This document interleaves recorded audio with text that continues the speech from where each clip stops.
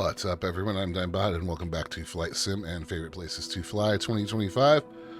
Today we're going to be taking a flight technically in Russia, but we are actually going to be down by the Baltic Sea. Now, if you know anything about a map, that seems a little weird. Well, welcome to Kaliningrad, also known as Königsberg until 1946. It's got quite the history, quite the interesting geographical location, so let's go ahead and fly.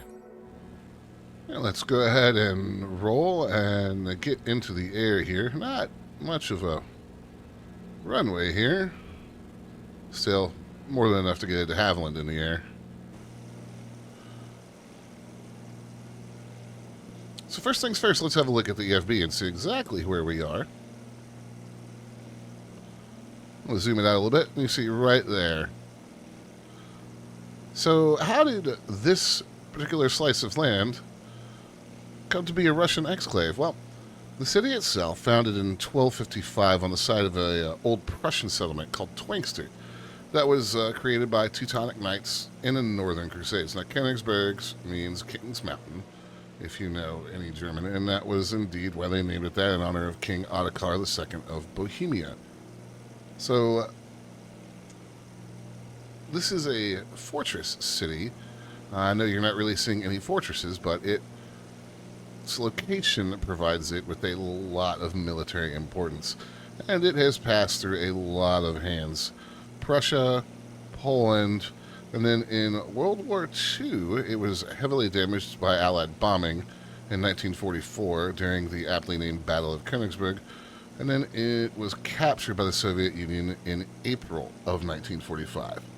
The Potsdam Agreement placed it under Soviet administration, and it's stayed that way ever since. Even through the dissolution of the Soviet Union, it has been governed as the center of Russia's Kaliningrad Oblast, the westernmost oblast as Russia.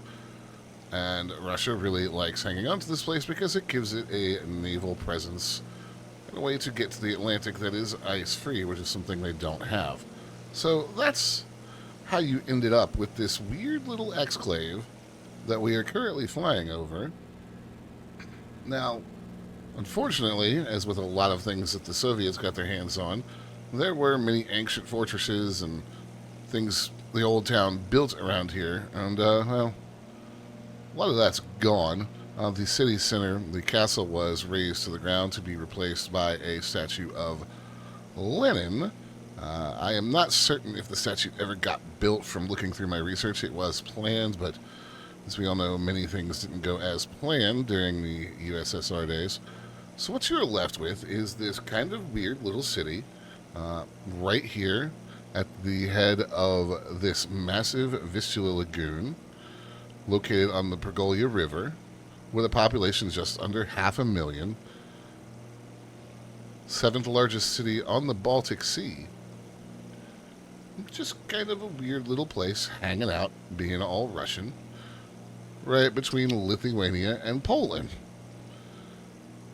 So we are actually 412 miles west of Russia proper.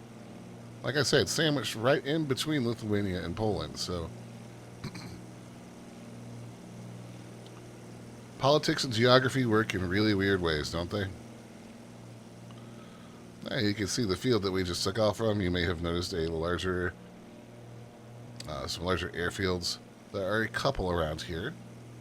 And if you're looking for some interesting places to fly to from here, well, as I said, we're right by Lithuania and Poland. We're also right on the Baltic Sea itself, so that is not a massive sea. You could easily hop across it and continue heading on west. You could continue south. Lots and lots of interesting destinations you could take from here.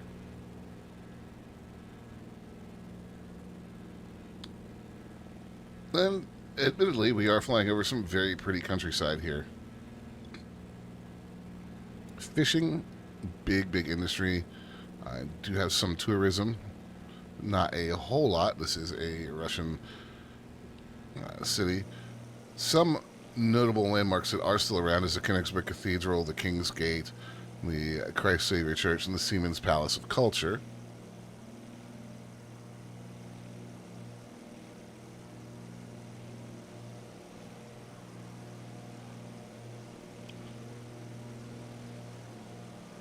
But for me, the real